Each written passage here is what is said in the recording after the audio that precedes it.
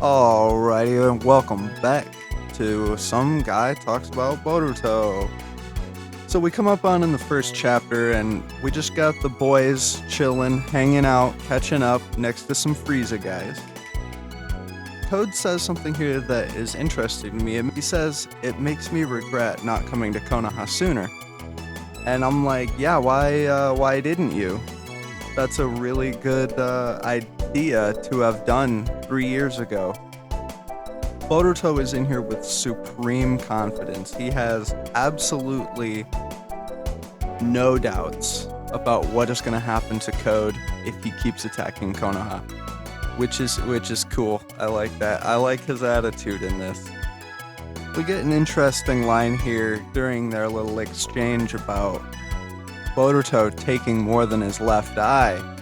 And this is the first panel where I noticed that, yeah, bro's missing an eye just like Boruto is.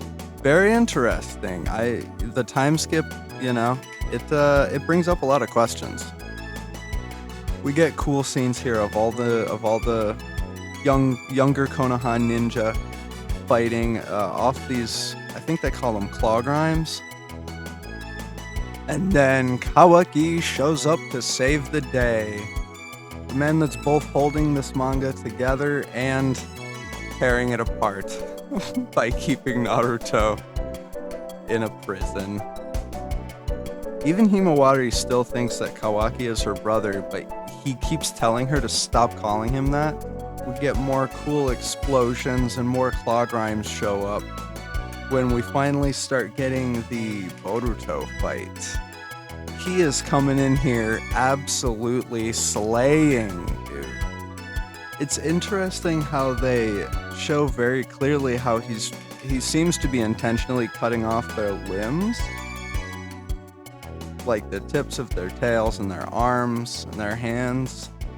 So that seems to play some part in incapacitating these guys, I guess. There's a very interesting reveal here where Boruto seems to be alluding to knowing something about the Ten Tails that even Code doesn't know in these 3 years of experimenting with it and putting it into this form. After that is probably the most interesting thing in the chapter. We get one of these claw grimes, bites this dude, and then turns into a tree. What? This kind of felt like it made sense to me at the time of first reading this. But the more I thought about it, I was like, but why? What? Why? Because the Ten Tails obviously eats an Otsutsuki and then turns into a tree of life that will give a divine fruit, just like Kaguya ate. But it seemed to me like now that the Ten Tails is split up, it knows that it just wants all of the chakra on the planet anyway, so it's just starting now. That's how it felt to me. That's probably way off, but whatever. They remind us right after we see that, too, that they devour Otsutsuki. They're beasts that instinctively bite anybody in their vicinity until they eventually run into an Otsutsuki. And while Boruto says that is normally the case, these ones are different because Code's been messing with them and altering things. And that's probably why we saw the one with a rasengan.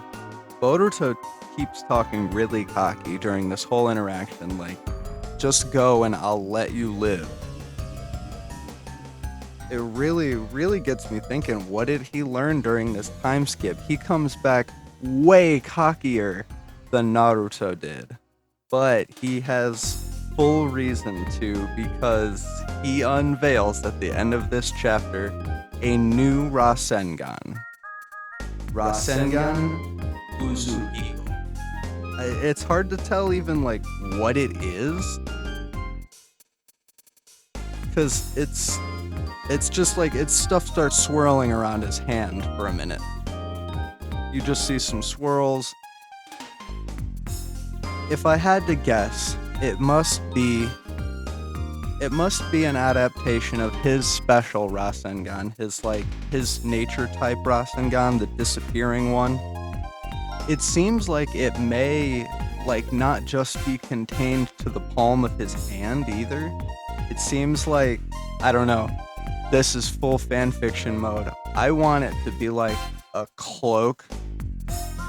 It would be sort of like the Hyuga chakra shield, where they emit chakra at the moment that it's needed, except he's just rapidly swirling it around. It's like he becomes the storm.